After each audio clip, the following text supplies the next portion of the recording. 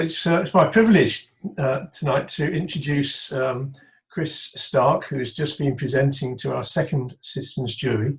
My name is Chris Rowley, and I'm a Kendal Town Councillor and a member of the jury commissioning group. So it's great to see he's reaching this stage.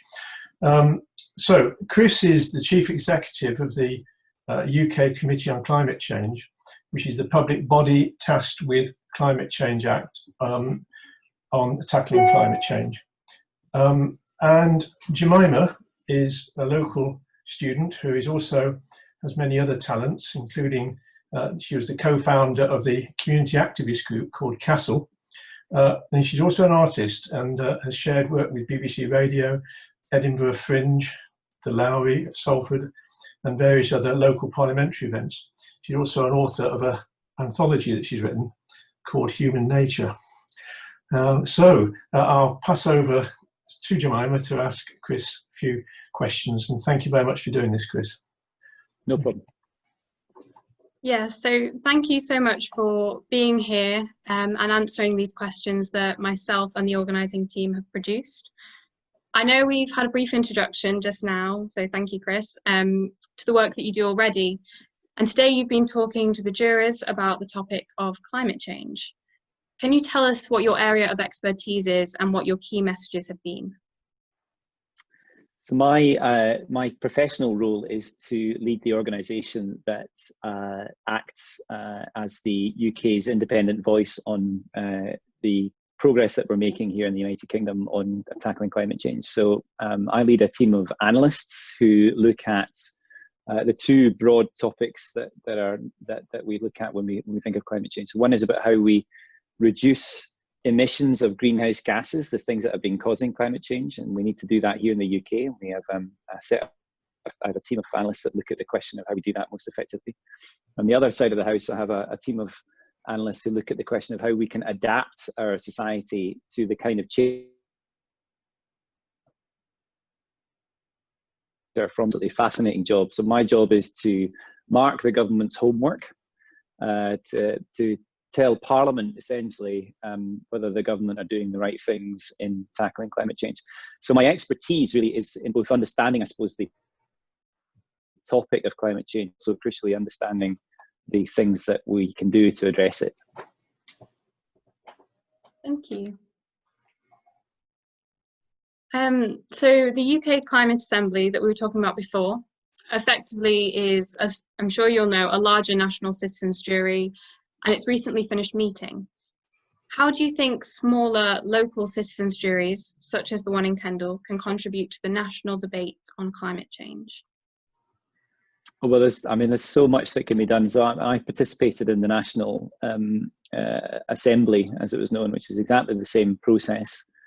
And I think it's wonderful to have that kind of participative democracy in action. So to see that happening, it's always been my view that we know a lot about how we could tackle climate change, but we know surprisingly little about what people are happy and prepared to do. So this is a really interesting thing to kind of put this challenge to a group of people to help them understand some of the facts around climate change and then let them make the decisions about where their preference lies.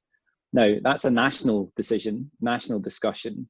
In that process, there is absolutely no reason why you can't have exactly the same discussion at a local level, but of course the issues are slightly different. So from my perspective, the great thing about this process is that this throws light on where there is willingness to do these things at local level, crucially, of course, but also I think the key thing from my present role is that this gives me a much better understanding about where the public preference lies to stitch together these actions at regional and local level to create a national outcome at the end of it. And in the end, this is a global issue, actually. So we need to understand not just these national positions, but also what globally we're going to do about it. And we won't be successful in that unless we have a series of well-researched, well-supported regional strategies for cutting emissions and preparing for climate change. Thank you. It's interesting to hear your point of view on that. So Kendal's citizens jury is made up of local people from a range of backgrounds, aged 17 to 80. Do you think that climate change is a cross-generational issue? And if so, why? Well, it's the ultimate cross-generational issue as far as I'm concerned, really. I mean, there's a massive issue of equity running all the way through this, that the future generations who will really incur the kind of impacts of climate change and have to deal with them will do so because of the actions of previous generations.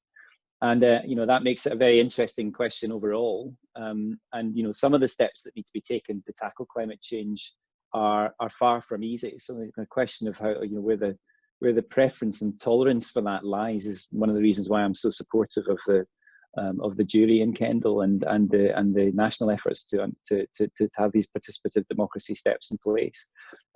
It's the biggest generational issue because we need to have cross-generational support for the steps or it will not succeed. So, you know, it has got to be something that we talk about in a transparent way so that everyone understands why we are acting on climate change and so that we can get that broad support that's necessary for the whole society transition that really helps us to tackle climate change. If we try and pretend that it's something just young people deal with, and sometimes you do hear that kind of discussion, then it fundamentally fails on the idea of there being a kind of whole society permission for that. So again, this is one of the things why one of the reasons why I'm so supportive of what Kendal's trying to do, because it's actually through these steps that you build that kind of whole society, whole community support. And it's not just an intergenerational issue. It's something that goes across all of societal groups. So, you know, this is something we're all going to have to tackle together. And finally, this last question is made up of two parts. A recording of your presentation today that you gave to the jurors will soon be available for people to listen to on the website. How will your organisation implement the recommendations of this and similar juries? And where can people find more information regarding your organisation and what you spoke about today if they're interested? So my job in the Committee on Climate Change is to try and bring together all of the best evidence we can find and use that evidence in the analysis that we do to try and tell the government, to try and tell Parliament, to speak more widely to society about what we see as the best route to tackle climate change here in the UK. So the best route to cut emissions as quickly as possible to the level that Parliament now requires, which is called net zero emissions. And the best route to adapt our society for the changing climate. Now, what we need to do that is data.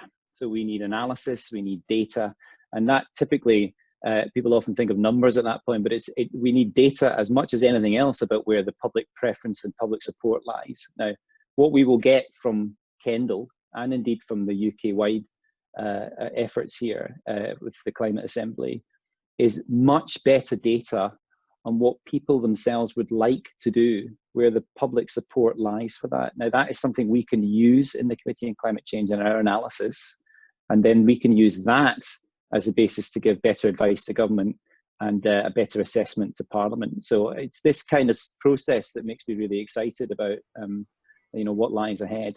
If you're interested at all in the work that my organisation does, have a look at our website. And the Committee on Climate Change, if you do a Google search, is probably the easiest way to look for it.